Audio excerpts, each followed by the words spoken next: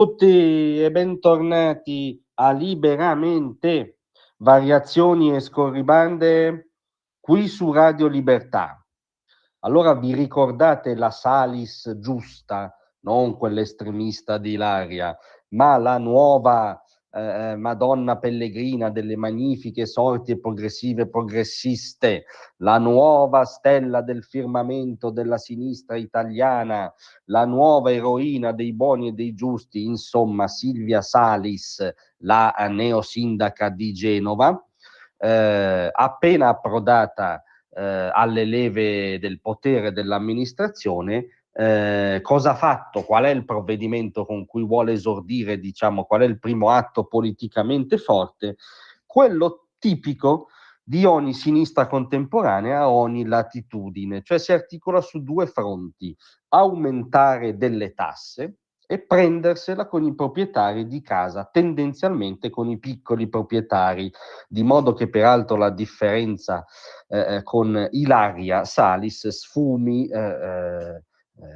diciamo non arriva a coincidere, perché non arriva a occupare case altrui, ma infierisce sulle case altrui. Cos'è successo? È successo che la giunta di Genova ha aumentato l'IMU sugli affitti a canone concordato. Non ce la fanno, loro proprio si insiedano, tac, devono aumentare una tassa. Se va a colpire i proprietari di casa e magari di strati medio-bassi, è proprio come dire, loro sentono di aver realizzato la stella polare di ogni politica di sinistra.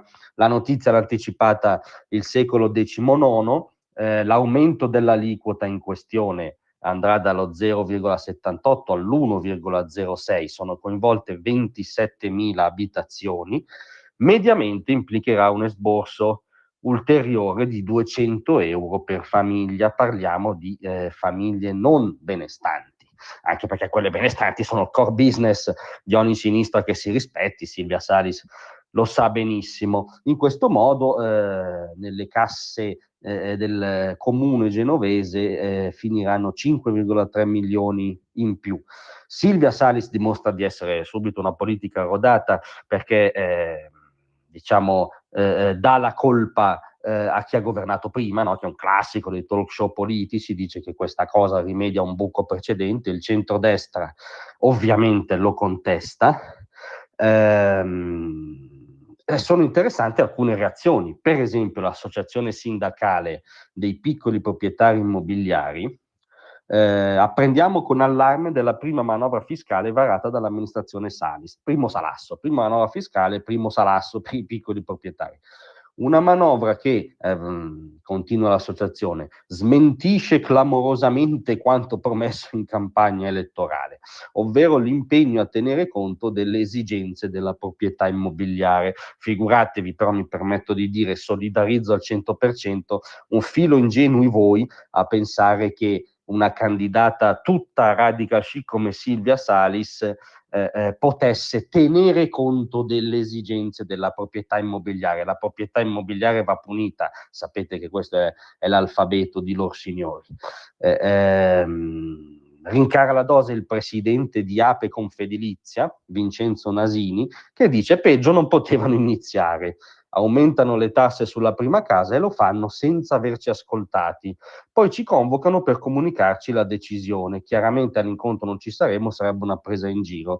Cioè la Salis aumenta la tassa, dal via alla stangata, poi convoca quelli di Confedilizia che dovrebbero limitarsi a ratificare la stangata medesima. Chiaramente costoro decidono di bidonare l'incontro. Ovviamente siamo pronti a scommettere che i vari giornaloni che l'hanno incensata, scusate, lo presenteranno come un provvedimento illuminato. La verità è che Silvia Salis ha replicato l'ABC del progressista, tra molte virgolette, contemporaneo. Più tasse, se possibile più tasse sulla casa, se possibile più regolamenti, se possibile più accanimento sulla proprietà immobiliare, e questa era colei che doveva aprire nuovi mondi, nuove speranze a sinistra. È sempre lo stesso mondo, è sempre un mondo di ipertassati. Grazie a tutti.